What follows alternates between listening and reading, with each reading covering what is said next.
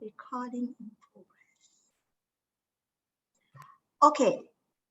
Hi everyone, welcome to our panel discussions today. Thanks for joining us on a Saturday. I know you guys might have limited quota for your number of video calls to join, right? So thanks for choosing us as one of the putting in one of your quota. How is everyone doing? How's your Saturday? Are you guys doing great? You can type it either in the chat or unmute yourself and just respond to me.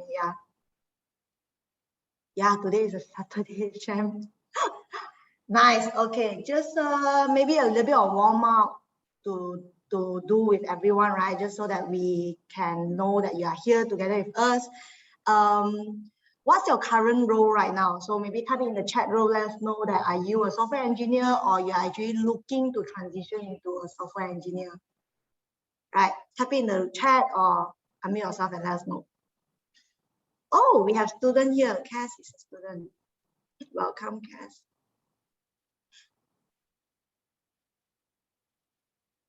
I hope you are doing okay, Tishan, getting vaccinated, right? Nice. Looking for transition. What about others? I think we have plenty of students and fresh grad. Okay. Transition. Devian, we have a backend developer here.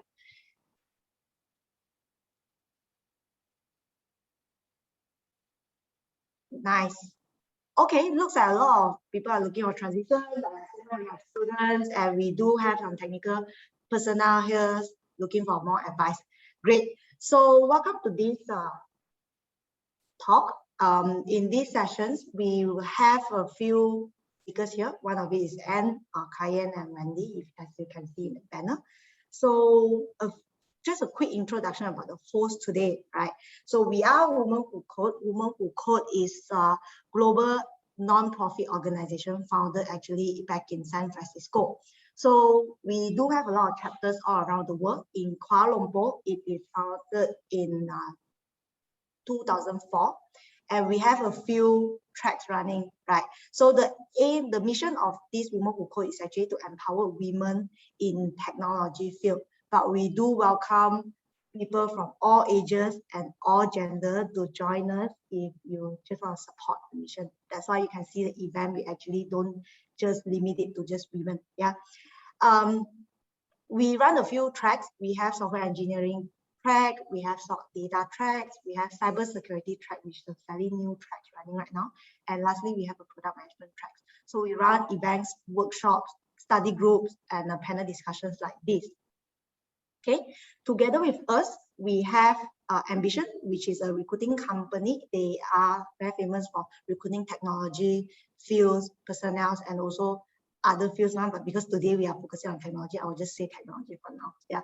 So we have Kar Yen today, which is from the technology field consultant, and she will be sharing tips on acing the interviews or how do you actually transition and getting into the technology field, or particularly in software engineering field.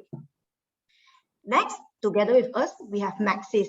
So in here we have Anne, who is who our Wendy will talk more about profile. She is a very experienced software engineer right now. I'm sorry if I get your name, if I get your title right, and right. So she is a head of innovation technology right now, and so later on Wendy will get into more details.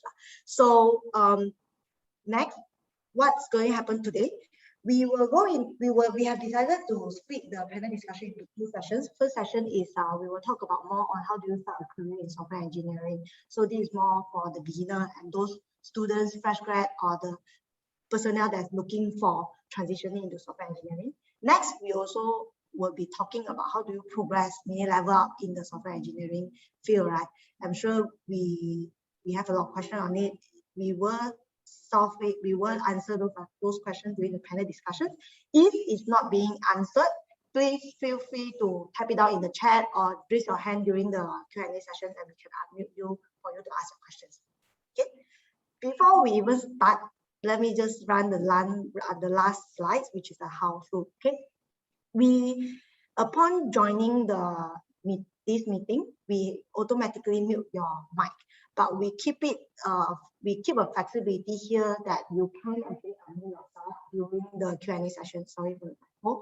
That you can ask your questions straight away to the speakers. If you are shy, you can type it in the chat panel, and our people will just pick it up, and then Wendy will ask the questions for you during the Q&A session. The last one is we have a feedback survey, so we hope that you can help to answer the feedback survey after the session. Lastly, group photo. So I know that we can't really meet physically, but we hope that we can also capture your face at the end of the session, where every one of us can just turn on our video and we take a group photo. Yeah, it's okay if you don't turn it on as well. Okay, so these are the house rules. Going into the main topics, I will hand it on to the moderator of the day, which is Wendy, to start off the session. Over to you, Wendy. Thank you, Brianna. Hope you guys can hear me fine. Let me know if not. So yeah, it's my pleasure to be here with our amazing panelists for today. So let me introduce Anne. As Brianna briefly talked about, she is the head of delivery and innovation at Maxis. She's had quite a few years of experience in IT industry, and she also had the perspective of working abroad in the UK and also in Malaysia. So I guess we can talk about that a little bit later. And then we also have Kar Yen, who has experience hiring. You know, she's the person who, for you students, you have to meet people like her eventually. So she'll give you the perspective of what you need to wow the first level of interview and beyond. Okay, so before we move on to our panel, we've actually sifted through the questions that. Oh, sorry, could you mute, Alice? Yeah, okay, sorry. Guys, if you join, please mute, because I think everyone else can hear.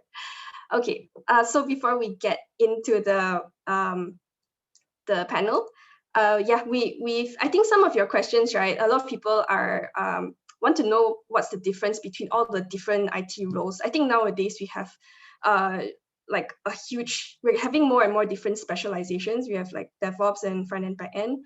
But you know, I think we want this panel to focus more on how to get started and then how to progress later. But if we have time, we'll move into the different kinds of roles you can expect. So for your benefit, I've dropped a couple of surveys in this page. So go check it out. This is the 2021 surveys done by websites like Stack Overflow. So they can give you a climate of what the current tech industry is looking for and what are the hot and spicy languages of the current days. So yeah, but if we have time, we'll dive into it. Okay, so let's start by maybe Anne. You can tell us a bit about, you know, what was your journey like in the IT industry for all these years? Thank you, Wendy. Hi, good afternoon, everyone. I'm Anne. So now that I have to recall. So I actually started, I'm a MMU graduate, by the way, +1 if you're also an MMU graduate as well. So I graduated and then I actually worked in the industry for not too long, for less than a year. And then what happened next is then I actually went to the UK to pursue my master degree in advanced computer science. That was actually intensive 1 year, a 1 year master degree. And right after that, actually, I worked in the university as a grid in a grid computing Manchester in the university. It's actually a University of Manchester computing, like a computing unit to the university. It's a separate entity. So that's where a lot of research are being carried out. So I was like the research associate there. So my supervisor kind of wanted me to continue my thesis and hoping that I would also continue my PhD, but unfortunately I did not. Okay, so I worked there for less than 2 years, and then I decided to actually move down south to London to pursue more exciting job, because in the university the pace is a bit slow. So that was the reason. But nevertheless, actually in the university it opens up a lot of exposure to research that's going on. So the interesting part is actually being in the university is that you know what is actually emerging. It may not be in the industry yet, but you know what is actually happening. It may actually surface in the market a few years later. So back then I was doing grid computing. So what happened after that is I moved down south to London and I started my very first career as a tester. I was trying to land myself a developer role, but unfortunately I wasn't able to. I think it was also given the time and the visa that I had in hand. So I literally just had to, make the most of the time that I had there and just to pick up any job. So, and then back in my mind, I was like, well, why not I give it a try, It is something also new for me. It is after all a learning for me. So this is how I got into software testing. It was actually a manual tester role, but somehow I got exposed to test automation. So this is where that sparked my interest again, because I love coding. I love solving problems. I don't know, I would say that I'm quite an introvert person, that I would like to actually hide behind the computer and actually code my way out. And I really find that satisfaction actually being able to solve problems, you don't mind staying back late at work because you just want to crack the thing working. You just want to make sure that, okay, you wrap up the day with something that wrapping up your problem, and then you can just pack your bag and go. So this is actually how I started my career as a software tester, and a lot of coding in it as well, automating things. I love it because I just feel like things that are meant to be automated and should be automated. Being a manual tester can be quite boring as well. So the career of being a software tester and getting into test automation also opened up a lot of insight into what are the opportunities in IT as well. So then I also went on from being tester that test front end, like website and applications, like the apps, as well as standalone apps like client server. So, I mean, not many people don't really use client server application anymore, but back then it was still very much, into it, because I was working in like life sciences industry where they do a lot of client-side application where it runs a lot of sequencing, data processing, and then it transfers back to the backend server. So you have to test the front end and then you have to test the backend as well. And then after that, I also went on actually getting into testing job that does backend testing. Essentially, I was doing a lot of scripting in PHP, in Perl, in Bash scripting. So anything that revolves around scripting, also one of the things that I love so much, because you literally just stare into the code and then feed a lot of data in and then get a lot of data out and then analyze. So, and then after that, it has been like that for nearly 10 years. And then in 2013, I moved back to KL after I had my first child, and I decided to come back because I thought if I were to pursue my IT career, then I probably need more support. So this is how actually I made the decision of moving back to KL. So, and it has been good because being there for 10 years actually kind of like give me a lot of opportunity to get into understanding how things work there. And then when I moved back here, I realized that there are still a lot of things over here that are kind of like behind, but I do see opportunity to kind of like bring what I know back there to this part of the world. So when I finally had my second child, and then when I bounced back to work, I'm beginning to feel like I'm quite ready to kind of like get into the managerial role. And then what happened next is I landed my first, I would say my second job in Malaysia after that. So I have been managing software testers, and I've been grooming them and then helping them to build test automation from scratch, setting up the infra, using a lot of CI/CD tools to help orchestrate things, to set up grid environment to run the test in parallel. And to now in Maxis, I manage a team of developers and as well as a team of testers as well. So yeah, this is kind of like a little bit of background of where I started and where I am right now. Wow, that's a really fruitful journey from going from you know, I guess our audience would be curious to know, like, when you first started with like picking up all these scripting languages, not just one, it's, you know, you mentioned Perl and PHP. So, you know, what do you think? Did you find it really difficult? Did you have any support at all? You know, picking these things up on your own? So there were a few languages that I know that I actually had experience working on it, industry experience, Java being one, Perl and PHP. So Perl and PHP is actually something that I already done back in university.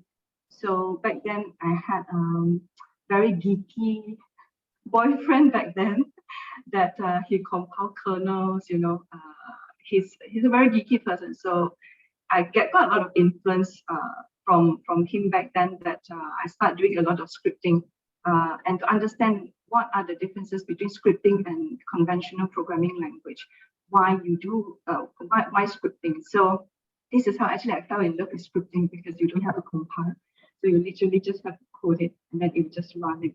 And but what are the pros and cons of doing all these kind of things? So I would say the one that I kind of like self-picked up without any supervision was, at one point of my career, I picked up Ruby by myself, because like I said, I love scripting, and Ruby is also a very interesting language, very concise, and it is very powerful also. Like if you like single line, so like in one line of code, it does so many things, especially text processing. It's very, very powerful. I'm sure some of the developers at some point, they must have also self-learned something as well. So if I were to say one language that I self-taught, that would be Ruby. Okay, really cool. I think Ruby is also quite a popular one for, and can use it like not just for scripting, but for developing other services as well. Yes. Okay, thanks, Anne, for that journey. I think we'll revisit like the later part of your career in the later section of the panel. So thanks, Anne. Yeah, I'd like to you know, explore the tech job market now with Kar Yen. I think it will be quite interesting to talk about how it's changed during the pandemic. Has it been different? Okay, I'll probably just let you guys know that, because for IT recruitment, I've been in IT recruitment hiring developers, technical developers to techno-functional roles up to functional positions for close to 3 to 4 years already. But what I saw from last year's pandemic when it first hit, especially during our first lockdown in March, right? A lot of companies have been putting their recruitment processes on hold. It's not only because they don't have enough resources to support the ongoing recruitment, but most of them were unsure about what's going to happen next, when we don't even know what is COVID, what kind of impact does it have on the economy, on our politics and all that. So the first lockdown, I think 3 to 6 months, that from March until September, it was quite bad. A lot of companies were very hesitant to hire people. And I know a lot of fresh graduates were surviving very badly, struggling to find a new job at that time also. But things have been getting better, I would say. Most of them have also realized, most of the hiring companies have also realized that the COVID situation is not going to be better anytime soon. Whenever we have some improvement going on, there might be a new wave hitting again or a new variant coming soon. It's very difficult to avoid this kind of situations. So what they can always try to control is their own company's recruitment processes first. They will try to, certain companies will try to cut down costs. If I really need this position, is it possible for me to hire in this quarter, maybe one headcount to start off? Then I'll move on to more positions later on, depending on my needs at that time. So in general, if I were to compare the IT tech job industry with the other industries that I know, right, we are still surviving pretty well. That's one thing very fortunate. It's not just the technical or functional roles, it's the general IT industry itself. We are surviving pretty well. Many have been quite hesitant to move on last year, but when things are getting I wouldn't say better. Look at our situation now; it's not getting any better with COVID. But people are more confident when it comes to searching for new jobs or hiring new people in the company, fresh blood to kick off certain processes. That's why I would say that the tech recruitment industry, it's quite positive and vibrant for now, and it will be like that, sustaining like that for the next few months or next few quarters or so. That's very encouraging to hear. Not just for like the students studying in IT, but those who want to transition. That it's still quite fresh grounds in IT. Also good for me to hear as a professional in the IT industry. Yeah. So do you feel like at this moment, do you see that there's any roles that are particularly popular or in high demand from employers? Oh, yes, yes, yes.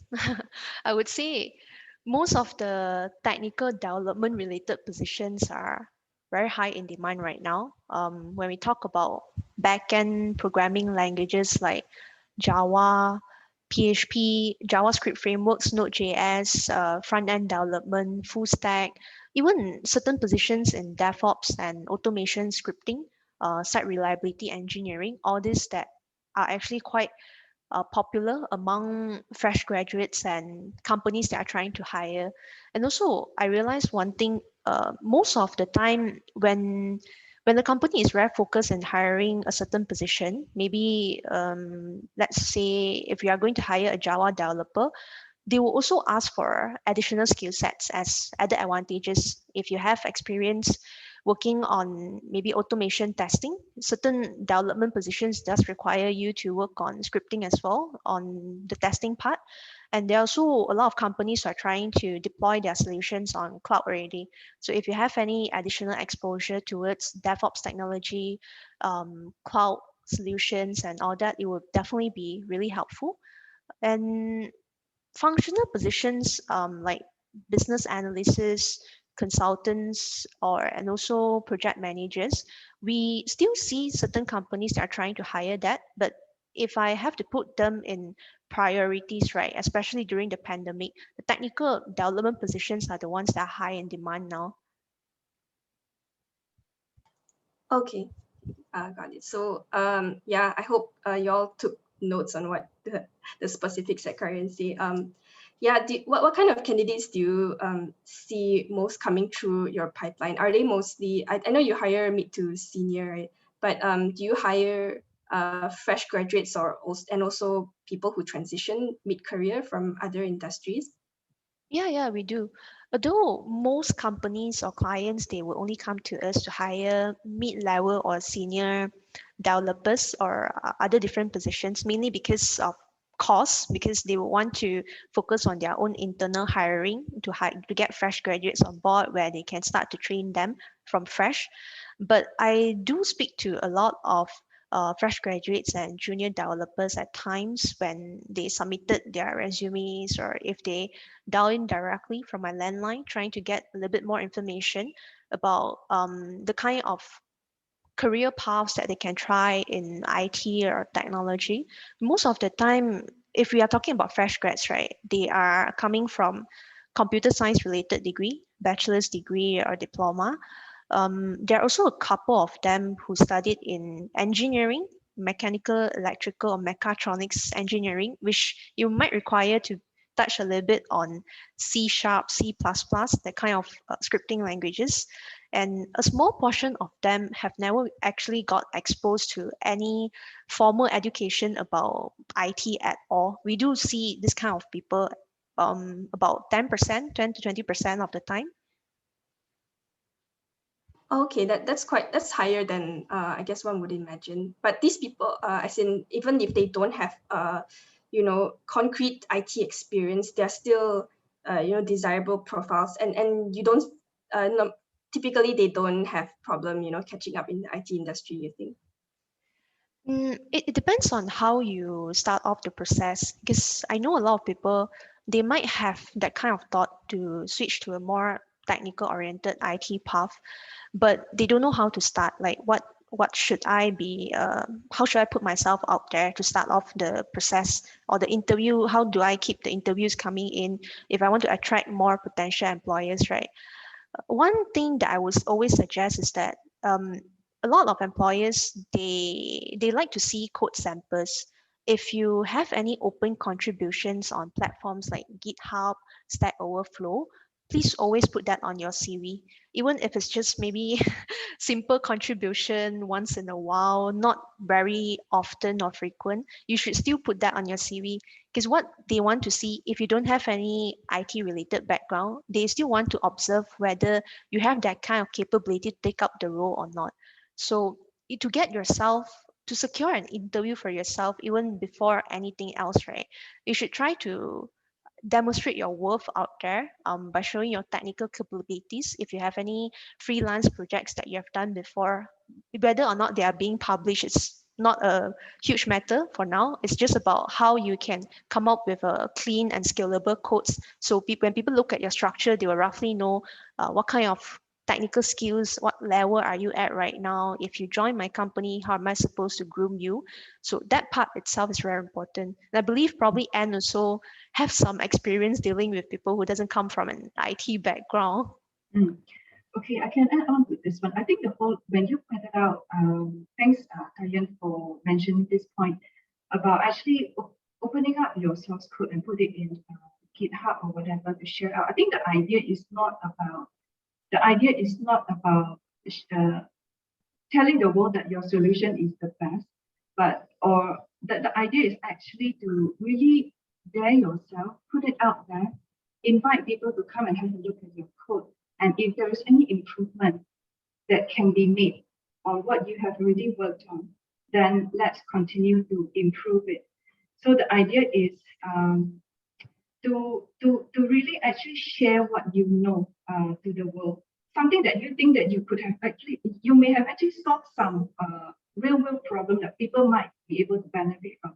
Even though it is a dumb idea, but I'm telling you that if you start sharing it out, there will be some people that will show interest. You know, that's where actually you get some like-minded people to start collaborate and to continue that journey of learning.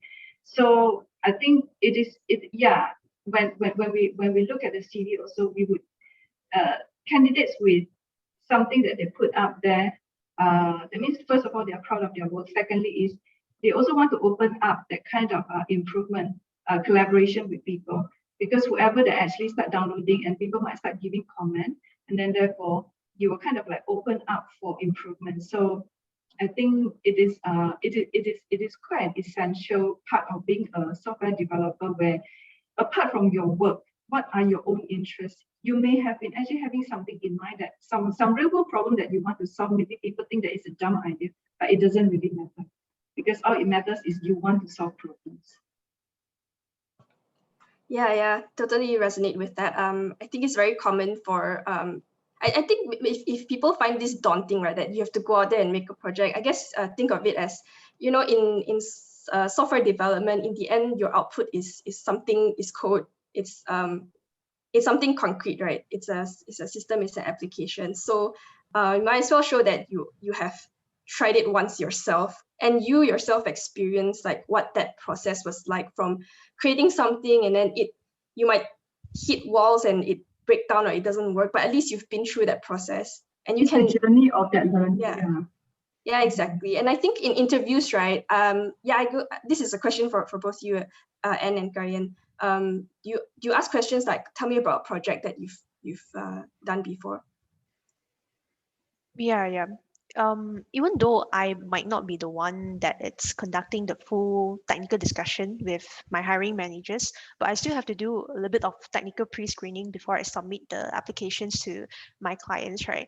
And normally I would check with the candidates or applicants what kind of projects that you have done before, how is the scale of the projects like, how many manpower, and sometimes they can even tell me how big is it in terms of revenue and who are actually getting involved, who are the stakeholders that you need to manage or talk to on a daily basis. All this would be very important to let us understand, even if you don't put it on your CV, but if you try to explain to us verbally, then it will make it easier to understand what is your exposure like. And if I were to bring you into my company, how can I help to groom your skill sets from there? Because we are not only looking to hire someone that has really hit that mark. Whenever people post, like if you see 8 to 10 requirements, technical requirements on the job description, right? It doesn't mean that they want to hire 10 out of 10. They might want like a few important ones. The important ones are always from the first to third or fourth sentence, the first few that you saw. Then other than that, they will let you know, okay, these are the added advantages. So from the kind of projects that you have dealt with, right, they can roughly gauge from there. If you are already reaching this kind of expectations in your current project, maybe in my company, I can help to groom you further by adding on more values from a different perspective. And from the projects also, even if you are not putting that on your CV, I've seen a lot of very simplified series. They don't put a lot of details there, but to put a lot of links of their own projects, their freelance projects, their GitHub or Stack Overflow contribution. Then they'll just ask you to click onto it to find out more about what I've done before. That's also pretty useful if you don't really want to put all that into words. Yeah, interesting. You brought up the technical requirement stuff because for people who are applying for a job, it might be very daunting. That there's a whole list of things you need. You think you need to fulfill 100%, but there's so many, right? And they give alternatives, you know, for like for example, front end React or Angular. There's two. Nobody can learn like everything. So yeah, I guess a follow-up question to that is for people who are overwhelmed with all of the tech stack and framework out there, right? And when they open each job description, it's like, hey, everyone wants almost the same thing, but there's something different on the list. So how would you advise like people to approach the job search with this overwhelming burden? Kayan, you want to go? Okay, maybe I'll go first, then you can supplement if there's anything you want to add on. Yeah. Like what I mentioned, I think the first point is don't be intimidated when you see 10 technical requirements out there. Maybe if you try to delve deeper into the kind of applications that they are trying to work on, then you will understand, oh, I think they only focus more on web development, not too much on mobile, even if it's mentioned on the job description. And sometimes some companies like to recycle the same job description for similar positions, but it doesn't always mean that I need people who can fulfill all my requirements over there. So if you feel like you can at least check maybe 30-40% of whatever that's listed there, and if you're confident with your own work, you can still put up your application first. At least if there's an interview later on, that it's the chance for you to explain to them and get a little bit more information directly from the interviewers, because whatever that you saw on the job description, they are usually not 100% reflective of what's the real life situation in the company itself. Is that true? And yeah, okay. I want to come to the reality of what you see in the job description out there. Honestly, there isn't such thing as a perfect candidate that would fit into the JD, number one. Number two is, even if we found that person, we may not end up hiring that person. Okay, so you have to look at it this way. I think what you pointed out is 30-40% if you think that you have that skill, apply. Because we are not just evaluating your skill, okay, your hard skill, but we also actually evaluate your soft skills. We are also evaluating how you can contribute, how you can grow in the company in the long term. Because if you come in as a 100% candidate that fit that JD, we do not know how to groom you also. That would give us headache. That would give us a lot of retention stress also later on. So there has to be room for you to improve. And that also has to be room for us to also groom you. Okay. So when you see a CV that you think you have 50, 60%, or even if sometimes you think that you only have 40%, go ahead and apply for it, because you just never know what the employer is looking for. Because we have come across candidates that fit 100% to the job description that we want, but we ended up not hiring it. And we may have also come across candidates that only fit 30% of the job description, and we ended up hiring them. So the message is that it really, oh, so sorry. So it really depends on actually how you look at it. I would say it is just an application, just a click away, just do it. LinkedIn is so easy. If they have the easy apply, just apply for it, and you just never know, because the hiring manager may have different ideas altogether of what they are looking for. So just try. It's very, Maybe very, I'll just add on like one simple one, because I know people will look into the number of years of experience on the JD also. Let's say if I only have 1 year, then the JD asks for 3 to 5 years. Should I go for it? I mean, if it's a software developer role, then by all means you should just go ahead and try for yourself first, unless it's something two at once, like 1 year experience, you have 1 year experience, and they're trying to hire a software architect and you don't have any architecture design experience yet. So that kind of roles might not be suitable. But regardless of whatever that they posted about the number of years, if you feel like you have the confidence and you have done enough work in your current company or freelance projects to prove your worth to it, you can go ahead with it first. There will be other interview sessions, technical coding coming along that can try to justify whether you're suitable for that position or not.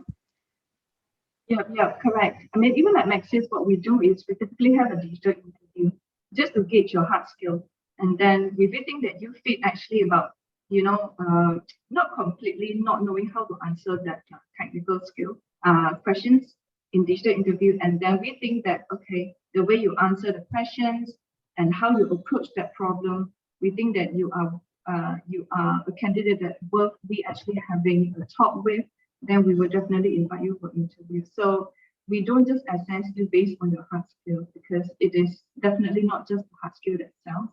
I think just now I come across some of the questions. One audience asked about one question, whether we put more emphasis on like the GitHub project to the profile of the candidate.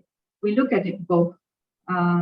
Obviously, by having a lot of those GitHub links would catch their attention, but ultimately we would also dig deeper as well. But that would definitely catch attention. that's very encouraging actually for people who are starting out, and even people who are still applying. Yeah, I guess we can actually transition to the CV and interview kind of like advice and tips, right? Like just following on to your mentioning of profile. I think it sounds like, if you display a good like problem solving mindset potential as well as attitude, then the employer will like you already. They'll feel you have room to grow in the company. But I guess taking it one step back, right, before you even get to that conversation, like on your CV, how can you what stands out in the CV besides like all those hard skills? Can you put is there any good way to display soft skills or other kind of signs that you might be a good culture fit for the company, for example? Anyone? Okay, I can answer this one. First is because I come from I'm a quality engineer for many years. The very first impression that when I picked up the CV is if this person is having a lot of typos in the CV, number one. Okay, number two, the formatting of the CV, is it readable? Do you structure? Do you actually organize your CV in such a way that you are able to clearly distinguish what you're talking about? Number three is the language itself. Okay, communication is essential in all professions. Even though you may think that you are a developer, you're hiding behind your computer screen and you're coding your way out. But ultimately, what actually makes things work better is to be able to communicate your great mind, your solutions to the team, and to share what you know, and to also do the knowledge transfer. So that is essential. So from your CV, you are able to make up. But obviously, that is not the only call. Sometimes we do also get quite carried away with a lot of big a lot of big words, like industry keywords in the CV, but sometimes I'm quite doubtful that one is able to have so many things in the CV, honestly. But do highlight your strength. It's very important also. No one is able to be. I don't think, and I don't think I've ever come across any CV that is so perfectly written and someone that is so smart and know every single thing. No, but all you have to do is to highlight one or two key things that you actually good at. I think that is important. And what are the sub things that you are good at? I think that is important to highlight. What is your strength? What is it that actually you are doing very well? Your core skill is important. One or two. Yeah, I think Anne highlighted that part very well because I have seen some series, maybe they want to stand out. So they list out all the skill sets that they have from A to Z. I've done this and that. But when you speak to them and ask them, what is your core technology stack? What are you really focusing on right now? Then it turns out that this person is only good in maybe .NET programming on web development only, or only on backend. Then when we try to dig further, what about the other skill sets that you listed on the CV? Then they might tell you, I've learned that in university 10 years ago. So are you still practicing it right now? And they said no. So I feel like if you don't have, if you're not very familiar with certain areas, right, you might not have to put everything on your CV to confuse the focus, because we want to focus on what it's your strengths, right? Not just the weaknesses. Try to portray your CV in a better way that we can focus on the good things about your experience, not just everything, because that it's very messy and confusing in my opinion. And I think there's also one thing very important also. Let's say if you're someone like me, right, I already have more than 10 so many years of experience. If I were to get onto my next job, you can imagine things that I know 10 years ago, I should probably just remove it from my CV already, because there isn't really a point for me to mention that anymore. But again, you also need to focus on, if you were to get onto your next job, what do you really want for yourself? You may have had all the experience that this job description mentioned, but maybe you're looking for more.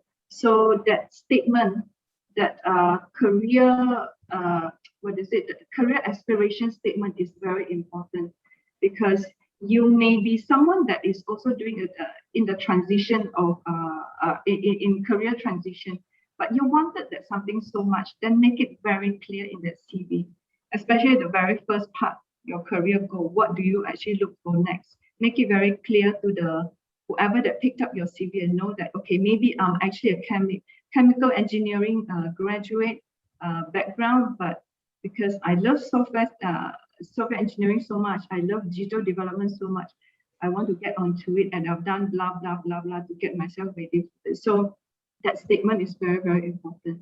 So you may have had extensive experience, but the way you actually put up your career aspiration statement is wrong, then you won't be able to find your next potential employer that would fit what you're looking for.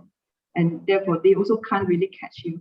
So there are employers out there that they want candidates that are able to actually tell them clearly what they want, and then they will come to you.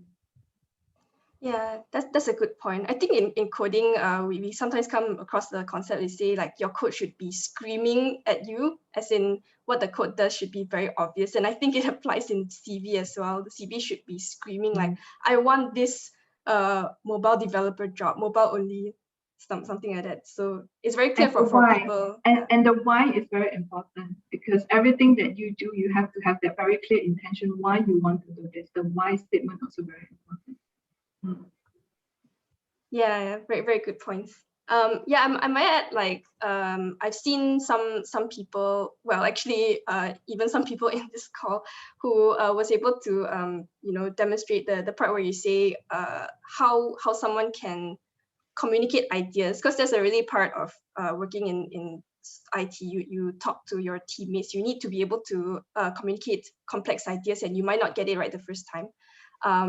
Yeah, so I know people who like giving talks and like writing blog posts, and that in a way is like trying to put whatever in your great brain is into writing or like vocals. So you can ask Yongshin, who does these kind of things, if you want to find out more about how you want to get involved in that.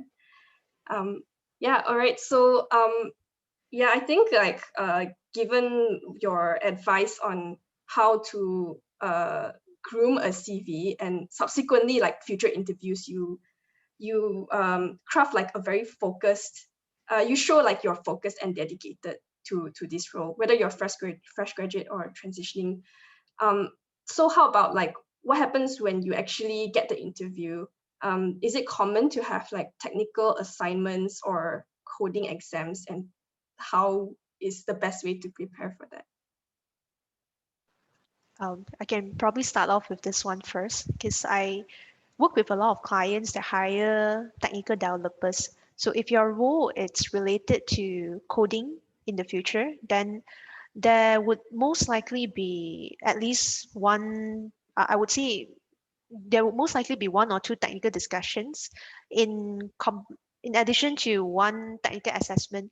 That could be a take-home assessment where they give you a link or they send you the instructions and ask you to return the results within a specific time period. Or there might be a live coding session during the interview itself where they can just throw you some scenario-based questions. See, we are facing some issues with this code that we are unable to run it here. What should we do with it? You have any ideas how to solve the issue within maybe 30 minutes or 1 hour? So different technical assessments might be asking for different things, but one thing that you always have to take note of, especially take-home assessments, right? Try not to copy and paste. Plagiarism, it's a huge thing in technical assessments like that. We even have some clients complaining that why is this candidate copy and pasting everything from this specific website? I can even find out where is the website, who was the one who posted it first, because most of the time the this kind of codility test links, right, they also come with their own plagiarism detection tool. So they can even find out who did you try to copy from, where was this originally posted at.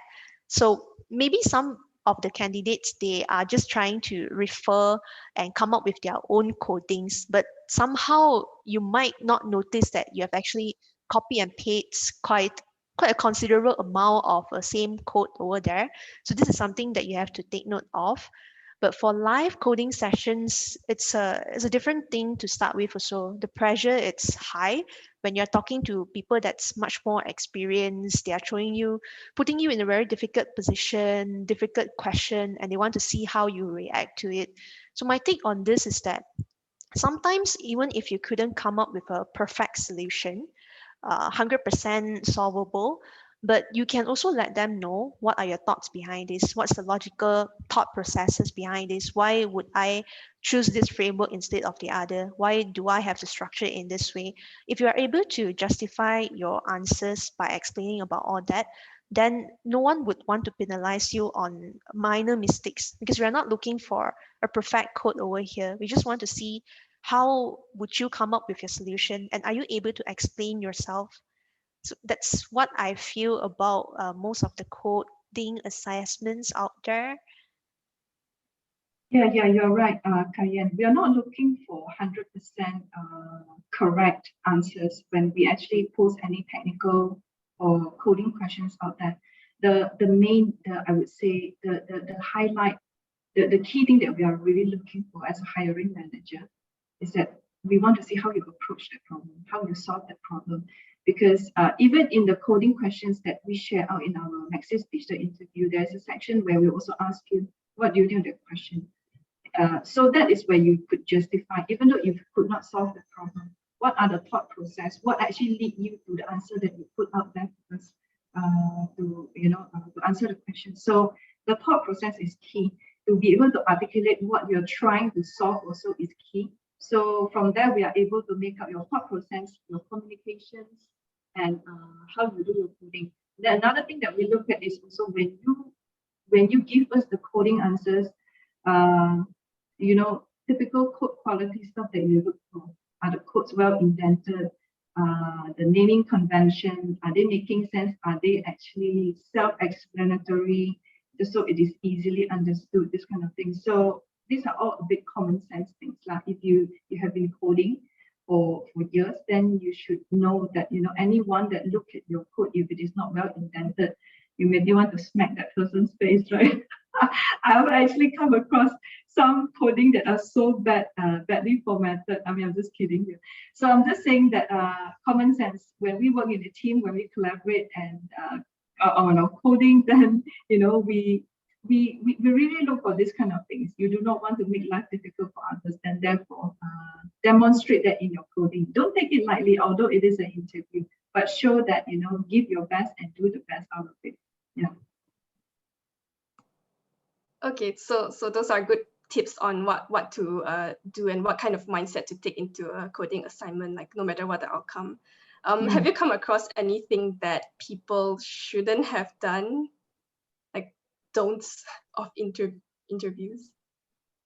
I think the real put off is actually copy and paste code. Nowadays, all this digital interview or coding websites that like the one that Kar Yen you just mentioned, I can't remember, Codify, is it? Sorry. There are actually a few, like Yeah. maybe So, Codility and all that. yeah, Codility, yeah. So these websites all are very smart. Also, even like you try to switch tab, they know. And like even the one that we use are actually quite smart. We know that whether you copy and paste or not. So we know. So do your best. Do it by yourself. Type it from scratch because you are given the time to do it. And even though if you're not able to finish it, justify it. So we also come across candidates that took longer than the time allocated for him. And that actually got us thinking that we should have actually given them more time. So these are all very constructive feedback. So do what you know, be authentic and be genuine. I think is key. Even though that answer is super simple, but don't copy and paste. Yeah. Yeah. I think I can also give one example, slightly different than just copy and pasting. Because sometimes when you are progressing into a later stage of the interview, maybe you might have passed your technical session already. People just want to get to know a little bit more about you before deciding on whether to shortlist you for offer. And they might be talking about something about yourself. Don't lie about that also, because I've come across some candidates who tried to portray themselves in a better way. They would be telling, oh, I've read this coding book, related book, I've studied about this and that, took up the course or so. And coincidentally, in that interview, the same hiring manager also read the same book. So he was asking, wow, interesting. Can you tell me more about this book? And this guy couldn't even answer anything from the book at all. So the interview ended up very awkwardly, and obviously he was not selected for that position. But it's a good and simple example to use whenever I talk about this kind of issues, because I really don't want people to be taking credits for something that they have never done before, or something that they have never really read on. It's really bad in an interview. Yeah, you cannot fake. I mean, I've come across so many interviews where they actually send you a coding question and you answer it right. I once in the UK, I'm telling this experience. Once I was actually applying for this job in BBC, the news. So they wanted actually a Ruby test automation, right? So I went there. So actually I did it once already. And then on the day I went for the interview, that person said that, can you redo this for me? I had to repeat the same thing. So can you imagine if it wasn't done by myself, I would have embarrassed myself so badly. So all I'm saying is do what you know. I think it's important. And not only that, also, I think once I also had another interview here with BAE Malaysia. They did exactly the same. So they got me solve this problem online. And then when I went in, they make the system buggy again. They said, now you solve it in front of me. So you have to do what you know. I think be yourself. I think that's important. Don't cheat. Yeah, very, very simple. Very simple words. Don't lie, don't copy. Yes.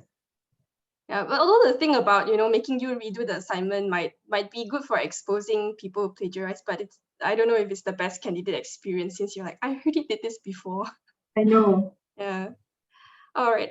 Yeah, I think we have 10 minutes left, so let's talk about tips for people to progress in their software engineering career. So yeah, you've got the job, you're there already. So what typically can they look forward to? Because I think if you just sit there and keep doing your job, you might become a senior, and then after senior, you go into management, right? So yeah, is that the only flow, or in your perspective, there are the different kinds of tracks for a software engineer? Okay, I can take this. In Maxis, it's very interesting. Your career can go all directions. Once you're hired into the team, if you were to progress, I mean, I remember hearing this from one of my previous hiring manager. So all he's saying is that if you are doing the job 9 to 6, you are actually having a job, right? But if you are actually doing more than that, then you are paving a career path for yourself because you like it so much that you're willing to spend extra time, and it is actually blend into your life, and you kind of like embrace this because you're doing something that you're so passionate about. Then you wouldn't mind actually throwing in a lot of time and hours to read out more and to do more. So that is the difference. This is where you notice that this kind of candidate actually progress quite well in the company. However, I mean, not everyone actually go through the same experience, right, in career progression. So maybe at first sometimes we feel like, okay, your interest evolve, and you might want to also, so for example, now you're in digital team, all you're doing is software development. Okay, maybe let's say you're an Angular developer. You code, maybe after 4 or 5 years later, you realize that you have some other interests because there are so many things out there. Like you said, there are DevOps, there are security stuff, and then there are backend development, there are IoT, there are big data, there are machine learning, AI, ML stuff, so many things. Your interests evolve also, and you're influenced by all these kind of things that you looked around. So in Maxis, it's very interesting because we do have this kind of job rotation every 2 years. So you are allowed to look for opportunities within the company to actually kind of like, navigate around and learn different things and get into that if the opportunity arises for you. And also another thing in Maxis is we really encourage learning. For career progression, it doesn't mean that you have to grow, you have to progress vertically. You also actually grow horizontally as well. This is where your understanding. So today you may be actually a front-end developer, but if you're willing to step up and want to take on more things, then you become a full stack developer. And then maybe even after that also, you are actually working on multiple projects. And maybe even that later, you start seeing opportunity that arise between, let's say, digital team and the big data team, how you can collaborate and work on something more interesting. So the responsibility grow and the view and the possibilities that you're trying to unlock within the team, intra-team, inter-organization, and intra-organization, all this kind of thing. So, and people also kind of like move around. Today I'm in digital team, tomorrow I'm actually in machine learning, big data team, and then maybe another rotation comes in. I would like to get into digital marketing. Maybe this is where my interest evolve. There are all these kind of opportunity here. So that is the thing that I find being in Maxis, that kind of like the opportunity is out there for you to go and grasp, and the learning is out there for you to go and grasp. Training is all offered for. If you want anything, then you can request for it. No question asked, literally, as long as you can justify why you need that kind of training, and it's paid for as well. So yeah. I think it's not just only Maxis like in one organization, but in the future you will get to see a lot more of hybrid roles also. Maybe suddenly software development combined with data analytics. You need people who can code in Java and Python together to come up with their analytic solutions for that particular company. It's just one examples that we see these days, but it doesn't mean that it will stop there, because in the next 3 to 5 years time, you can always see more companies trying to come into Malaysia. Maybe they have they're trying to start up a new entity here. They have another HQ based in a different country. They want to explore the talents over here. You will get to see more and more of hybrid roles like that, which forces you out of your comfort zone. But at the same time, it's also a good opportunity for you to expand on whatever that you have already known, because IT is always evolving. We are not going to stay in the same space all the time. So for people who are very comfortable in their own area for 5 to 10 years without picking up on something new, I think it's very dangerous, because the next time you want to move out, you might find that the world has already changed a lot compared to what you know when you went into an interview 5 years ago. So that part, it's pretty important. Try to pick up on any new interest or passion that you want to learn in IT, and I'm pretty sure that would not be wasted. It will not go to waste after a couple years time. Yeah. Correct. Correct. And I think when it comes to career progression, also it's important that you actually state your desire very clearly to your manager as well. I mean, sometimes you wait for the opportunity to come without communicating what you really want. Your manager wouldn't know. Sometimes you need to actually demand and demonstrate that you want that career progression. What can the manager do to help you actually progress? What are the gaps that he's looking for? What are the skills that you need to upskill just so you are able to step up in the company? So I would say do your part, don't stop learning, and then for a company, then what can the company do to support your learning, just so you can also keep contributing back to the company as well. I think the continuous communication to your manager is key. I think for people who want to move up their career ladder, it's important to state also, right, to be clear, first they need to do the groundwork. They need to explore and talk to people like Kar Yen to get a idea of what is like desirable skills in the market, right? What makes them marketable, and then figure out their next steps so they can communicate it with their manager, right? So do you think like it is very important to like build your career path with your manager instead of like waiting, how involved is you and your manager in paving that promotion path for yourself? I think first of all is even at my level, I feel like you need to volunteer to want to do more, to demonstrate your capability. And before you do that, obviously you need to upskill yourself before you take on more things, because you want to step up, you need to demonstrate more capability just so your manager is convinced that you can be promoted. Therefore, it has to first start from you first. So I would say always start from yourself, and then demonstrate that even without asking, volunteer, lean into your job, don't wait. In Maxis, we have this culture we call lean in. We want people to lean in for anything that they want for themselves, without actually waiting for people to give you that opportunity. Because ultimately, when you want to demonstrate that, when you want to grow, no one shall actually stop you from growing, regardless. Yeah, it's very important. Like I think most people are reaching like a career slump, or they don't know what's the next progress. And I guess the solution to it, like you say, you need to look in yourself and be proactive about it, right? Yes, correct. Yeah. All right. So before we end this panel and move on to Q&A, I guess my last question is, since you both are ladies and you're both ladies in the IT industry, do you feel like there's anything special or stressful, or any special expectations placed on ladies in the IT industry that you have seen yourself, or any interesting anecdote? I think most of the time, the technical development candidates that I speak to, right, are probably 80% male, 20% female. But to my surprise, a lot of employers emphasize a lot about gender equality. They don't mind to hire a male or female as long as you can do the job. But at the same time, I see a lot of hindrance from the candidate side that they might not be comfortable in such environment.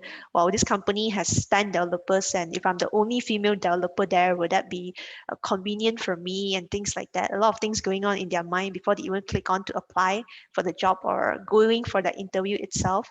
But in my opinion, usually in IT companies, the culture is pretty open.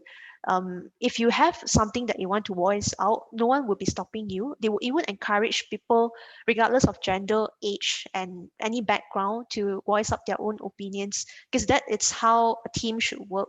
How if people are working in agile ways right now, they always encourage open communication, scrum meetings. You can just share it out. How's your progress right now? You don't have to be afraid of whether if you haven't done anything, or if you are not doing enough yet, maybe you're not at that kind of capability. You can always try to voice it out. But maybe for Anne, you might have more experience in that since you're already in the industry as a female, so after so many years. I think I would put it this way. I mean, at some point of my career, I also feel like the men are being very mean. I mean, it was a very male-dominated industry. It is still at some point. I think the real thing being actually us as women. I feel like it is probably the problem that we feel like we are not good enough, but we are equally smart. Okay, I'll put it this way. I feel like you should first actually you should first actually get rid of the idea that people think that you are not smart. I think that is quite essential, because when you take that away, then you kind of like already stop that.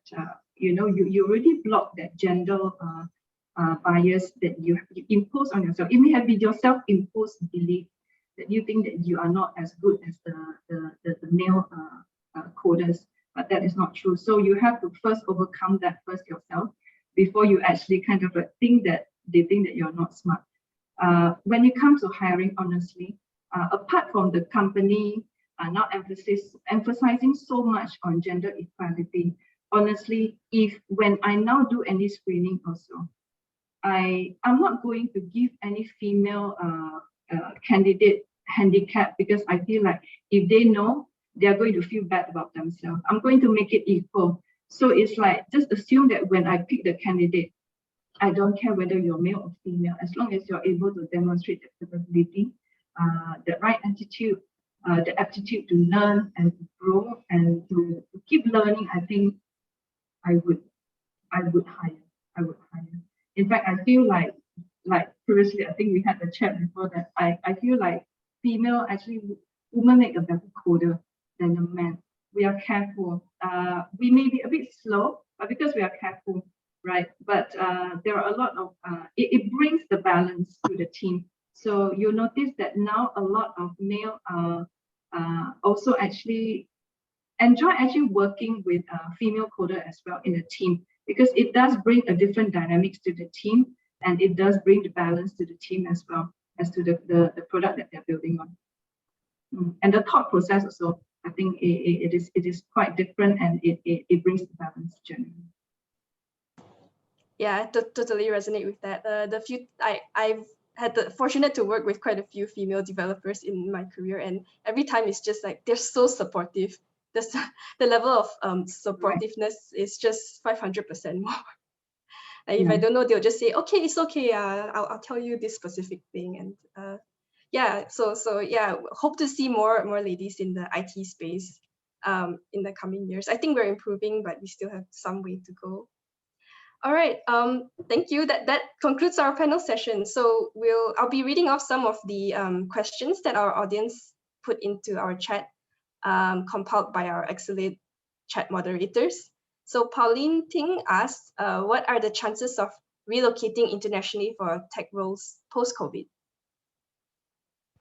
I can take that because I work with a lot of multinational companies also. So people will be asking, if I join this company, is there any chances for internal transfer? Or there might be certain applicants who come to me directly asking for chances of relocating to a different country after COVID. This depends on, I think a lot of countries and companies are looking at whether you are vaccinated or not before you can even travel around, and what is the travel restrictions like in your own country plus the other country that you are traveling to, and the other government regulations that come around with visa applications. So this is super technical and subjected to the situation at that time. I'm not saying it's impossible to travel right now or right after COVID, but it's very important for you to keep yourselves updated with the situation first before you make any decision on that. Yeah, talking about the future of work. By the way, I probably didn't mention that back in 2013 when I moved back from the UK to Malaysia, actually I moved back with my job. I was still hired by the UK company. I worked for them for nearly 2 years before I resigned because actually they wanted me to relocate back, but I decided to stay on because I found out I was pregnant again with my second child. So that's the reason why I decided not to relocate back to the UK again. So all I'm saying is now just ask yourself, do you really need to go to the office? What if tomorrow you are actually not based in, not being here, you are still able to operate and you are still able to work. So I would say talking about the future of work, even with your current employer, I'm not surprised that tomorrow, this kind of things might come up. Is that even my manager also told me the same thing. If let's say you have to be away for a couple of months in a different country altogether, by all means, go with your job. I even let my teammate, I have a very diverse team with me that comes from Pakistan, come from India, come from Syria. They are all actually going back. Sometimes they go back for a couple of weeks and they work off from there. So I don't see that being a problem. I think apart from what you mentioned, Kayan, just now, that now I think because of the COVID, then obviously you need to get vaccinated. But nevertheless, I think as long as your health and safety is well taken care of, yeah, I think that would be quite close to we being able to travel again for work or for leisure. Yeah, hoping to see the borders open up also so that we can explore opportunities abroad. Although I do know people who got a job in Singapore during the pandemic, so there's still a chance. All right, so for some of you guys, I think your questions are sort of answered in panel, so I'll move on to how can we research to make sure we're in the right company? What are the red flags that you should be looking for? I think it always comes back to your own passion. If you are applying for a certain job with a certain title, you always need to understand whether this is something that you can stay on for a few years or not. Does it lie within what you really want to focus on for the next few years' time? Because if it's not, then that's the first red flag already. If you're not interested in the job or in the company, or if you don't believe in the programming languages that they're using, because there are people who might be very inclined towards a certain framework. I believe in this framework, I prefer to use this, but if the company is using something else, I might not want to go ahead with that. So you need to know what are your passion like and what do you want to focus on before you think about whether you are in the right company or not. Then after that, a lot of people, when they go for interviews, other than just asking about the technical part, they also want to know how is the career progression like in the company. If I am staying here as a developer, what does a typical developer do in that role? How can I progress further in that position? And what kind of support am I able to get from the management, from your superior or your colleagues? So those are the kind of cultural aspects that you need to look out for. Okay, good point. Yeah, hope that answered your question, Kausar.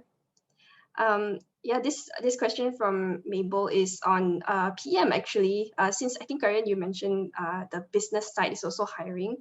So what qualities do you look out for when hiring a product manager? Would it be a more friendly transition to PM if people are doing mid-career transition from other industries? It really depends on what is the industry that you are in right now. I can probably give an example to elaborate further. Like if you are in the fintech related industry, and if the company it's in the same industry, you would want to apply for a product manager role out there, then it would be easier for you because you understand the product quite well. You understand how it works, what's the technical jargons that come along with it, and what are the normal stakeholders that you need to speak to. You will understand that pretty well already. On top of that, if you are interested in the role also, you can also take up relevant courses and certifications, because a lot of people, they're hiring product managers or product owners out there. They would want to hire someone with a good agile practice or scrum background, so you can bring out or roll out new projects in the company irrelevant to that. So I wouldn't say it's the only friendly transition that you can look into, but it's solely based on the interest that you have also. Because if you're not interested, then you should try to look out for something that's more aligned to your expectations. Yeah, okay. Yeah, that kind of aligns with the PMs I've seen also who transition from other industries. Brendan, I think we did talk about weaknesses in one of our later questions. Let us know if we didn't answer it yet. So Cass asked, are there any tips for fresh graduates to take up projects or gain exposure, especially during the pandemic? Sorry, can you repeat the question again, Wendy? Sorry, are there any tips for students or fresh graduates to take up on projects or gain exposure, especially during the pandemic season? Oh yeah, a lot of COVID data that are freely available. I find that it's very interesting when we talk about all these kind of things. In fact, yesterday I was in an interview, so we were also talking about this thing. You know, we live in a world where a lot of data are so freely available. For example, this COVID data, you see a lot of people actually work on this very interesting, very good, very interactive UI. So these are the places where you can get started. I feel like these are the data that you and I care about. And you can pick one front end language, get started, because the data is freely available. You can slice, dice, you can actually manipulate the data, come up with your own interpretation of the data, all these kind of things. Yes, pandemic related, and it is a project of your own. You can there are a lot of things that you can do out of it. Yeah, actually, you kind of turned the pandemic around. You know, people see pandemic as a negative thing. I mean, obviously it's negative, but you know, it doesn't mean that you can't. People are especially interested in, you know, our daily rates and vaccination rates and stuff. And now that we have data, right? If you do a project on that, employers will be like, hey, you know, I am personally interested in this. So yeah, turn it to your advantage. Yeah. All right, from Zeti, for fresh graduates, is it better to apply for a job right away or take a bit more time to learn the different frameworks and build confidence? I would say just go and apply for a job while doing your learning. Your learning will be accelerated by having a hands-on work. I mean, when you self-learn, you don't have the interactivity. It is different unless you're able to find any community that you can tag along, and then you can actually do it together with them. Because I feel like coding, apart from what we think that it is a very monotonous and you know, hide behind the screen kind of job, but what actually makes it interesting is you do need the community to fuel your learning. So if you're able to land on the job, do that because that definitely fuel your learning faster than learning it on your own. Like if I can I can throw you into a 3 months learning, then I can throw you into a 3 months project. I'm sure you learn way faster by actually being in the 3 months project than, you know, self-learn during the 3 months period. So yeah, but go in parallel while you are still trying to land on the job, do your learning, and think of something, you know, a lot of real world problems that need solving. always apply this design thinking. What are the things that you can really make out of the free data available that could benefit the community, for example? Because when you work on a project, you want to find the meaning of why you want to work on the project. So do that while landing on the job of your dream. Yeah, I guess the dilemma is that they feel like, oh, I don't have the skills yet. If I apply for the job, I'm not going to get it. But with tech, even for professionals, you're always learning. There's no ceiling, right? So when you go for interviews, maybe just say that I am currently learning it, and then show your progress. That should be enough. Yeah. All right. Thank you, panelists, for your answers, and thank you everyone for your questions. So I'll pass it over to Brianna to close this off. Thank you. Yeah. Thanks, Anne, Kayan, and Wendy for the awesome. And I hope all of you get the tips and the share and can benefit from the sharings that both of our speakers have shared. Yeah. So what's gonna happen next? Stay updated with us. We have a lot of events coming up in the next few months, right? One of it running is the study group from a Power BI study group, which we collaborated with Microsoft to have this cloud skills challenge. You can check it out in our Facebook, LinkedIn, Pedix, Meetup. I put out a link here. You can just go on and follow us to stay updated with the events. So for any field related tips or the advice that you need, you can reach out to our recruiters here, Ambition. I've pasted, we have three professional recruiters here or consultant you can approach. We have Kayan here, Elisa, and Ziyong being her colleagues. So do scan the QR code and reach out to them on LinkedIn or even the career page in Ambition. Yeah, I'll give a few seconds for you all to screenshot or just scan one of the QR code that you like the most, right? Then approach them and we will take it from there. Because I have more QR code for you guys to scan.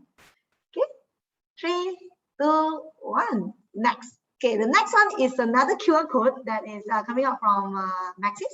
So Maxis currently, if I didn't mistake, also is hiring massively. So if you guys are really interested to work together with Anne or even any team in the Maxis technology team, reach out to Maxis, scan the QR code, or follow Maxis company page, or even follow Anne personally to ask her about any tips to upskill yourself or even level up in the software engineering field. 3 seconds. 3, 2, 1. Next. Okay, last one is the feedback session. We would appreciate if you can just scan the QR code or click the link that I sent in the chat box to give us some feedback about this event. And we want to hear from you as well. So let us know what kind of topics that you want to hear from WWCode, and let's see if we have that kind of resources to plan it out. Yeah. So I'll give a few minutes to scan and maybe finish up the survey form. Please help us to fill out the survey form, because we noticed a lot of people they just give up halfway, but we have shortened it to just 4 to 5 questions very fast. So just help us to fill out.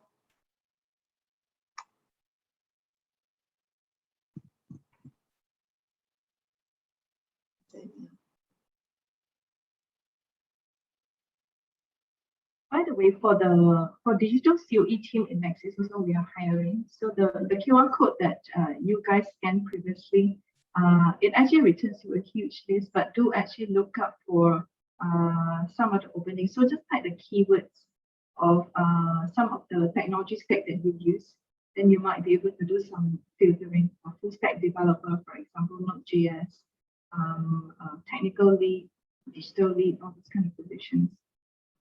We're having quite a lot of openings in digital COE team as well. Okay, thanks, Anne. If you guys are okay, can we get everyone to turn on your camera? Then we will have a social distance photo. I will just stop the recording now.